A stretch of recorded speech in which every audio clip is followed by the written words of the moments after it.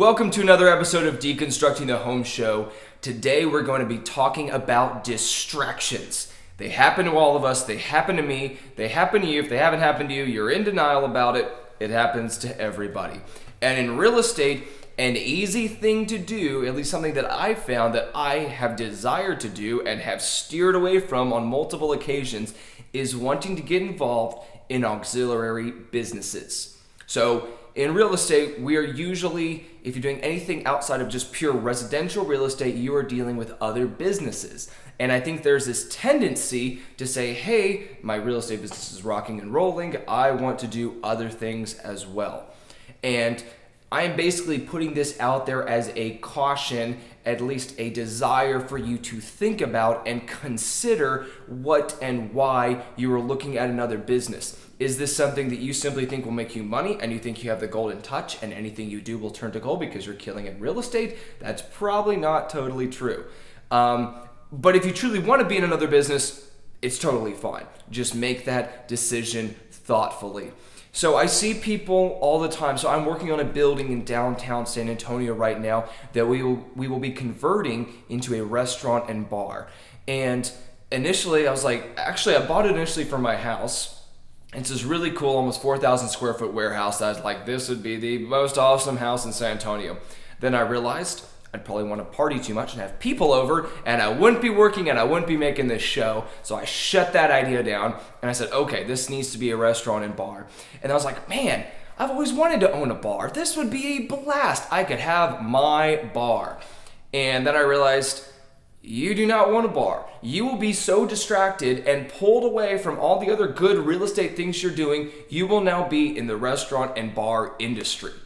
And unless that's something you truly want to be in, it will be taking away from every other aspect of your real estate business. And this is not only true with other businesses outside of real estate, obviously restaurants, bars, boutiques, shops, ice cream parlors. As soon as you go from simply owning the asset and being a manager or being a landlord, you are now involved in someone else's business that is going to take your time away from building your real estate company. Again, if that's all right with you, go ahead and hop in, but just know that there is a very high likelihood that your real estate business will suffer while you are doing this, and it will not continue to grow the way you may want it to.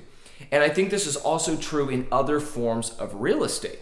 So there's a ton of different things you can do in real estate, which is great. And that's a really fun part of real estate, because if you do get totally burnt out or a market dries up in one area of real estate, there will always be other ones that you can be working and building on until the thing that you really love is back. So this is how you can make money in an up and a down market. Up markets, obviously, you can be building new homes. You can be developing new things. In a down market, it's time to buy, to rent, and to cash flow, primarily residential and multifamily real estate.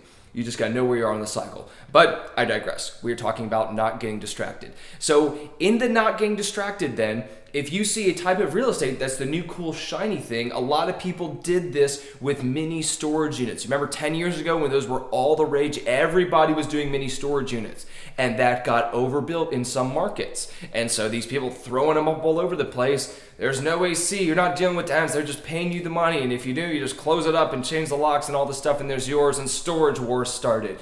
That all came out of the boom that came out of the mini storage business that crept up into real estate. And it's totally fine capitalizing on trends. Just again, be aware that you need to be protecting your key business. For me, my key business, what I am working toward doing is developing large multifamily real estate properties. That is my goal. I will buy them and rehab them, or I will build them new. That is what I want my company to focus on. And so I'm looking at government projects. I'm looking at different infrastructure projects. I'm looking at new build homes, single family homes, and all of that is good. I just always want to think about and make sure these aren't distracting or pulling me away from my core goal of building a company that focuses on multifamily residential real estate. So again, take it as a word of caution. Be careful to not get distracted and get pulled away from what you are truly good at. Find your niche and stick to your niche.